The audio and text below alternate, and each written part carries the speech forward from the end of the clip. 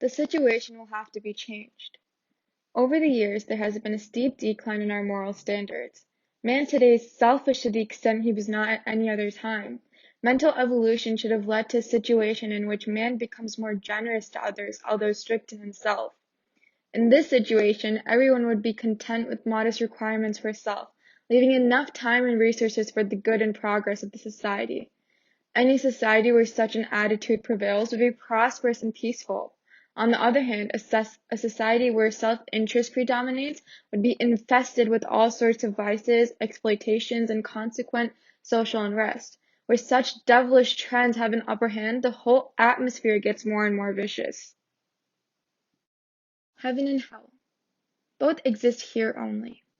They are manifested, not materially, but in the way of life practiced in a society.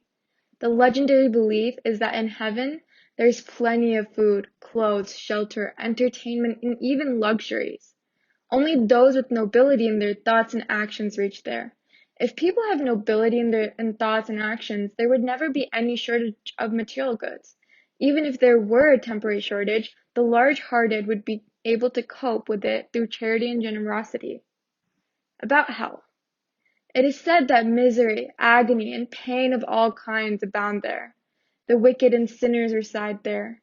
It is also legendary that hell is very cruelly administered through the devil's agents. One can visualize these fantasies even on earth, where nobility pervades all thoughts and actions. Heavenly peace and prosperity would follow.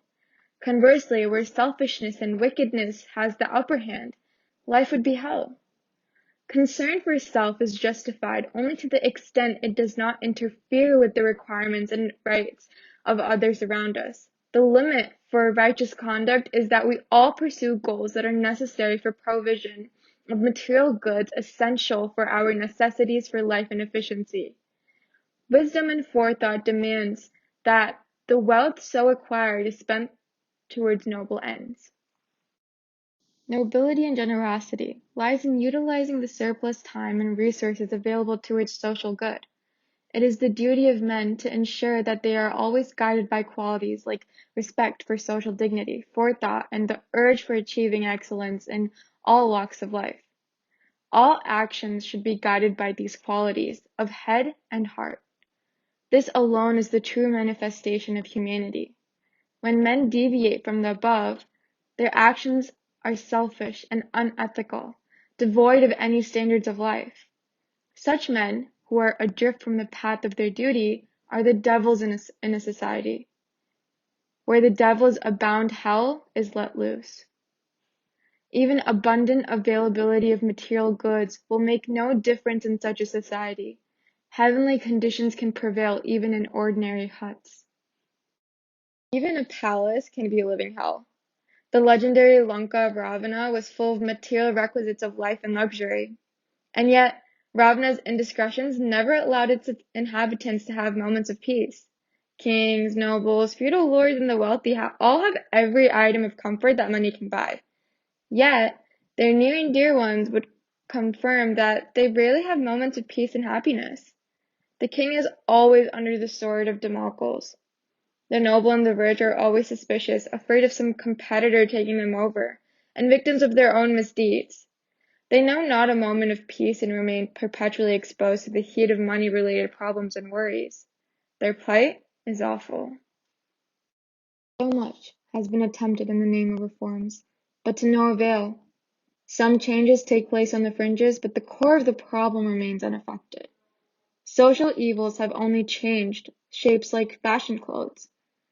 Hookah has now been replaced by the more easily portable cigarettes. Prostitution is now the call girl racket. The thugs are no more, but the terrorists and the corrupt officials are no better. The trade in slaves may have been banned, but the dowry is no less inhumane. Human sacrifice, or the slaughter of animals to please the gods, is not the practice in so many societies, but the same societies do practice cruelty to animals in many other forms. The corrupt politician of today is no better than the authoritarian zamindar or feudal lord of yesterday. The forms are changing, but basically, the social evils and vices are not being removed. They're only being substituted, like the actors on a stage. It is the same people appearing in different casts at different times and in different scenes. It is the same evil that sometime we see as a tyrant zamindar and at some other time as a corrupt public servant. Whoever gets a chance plays the role.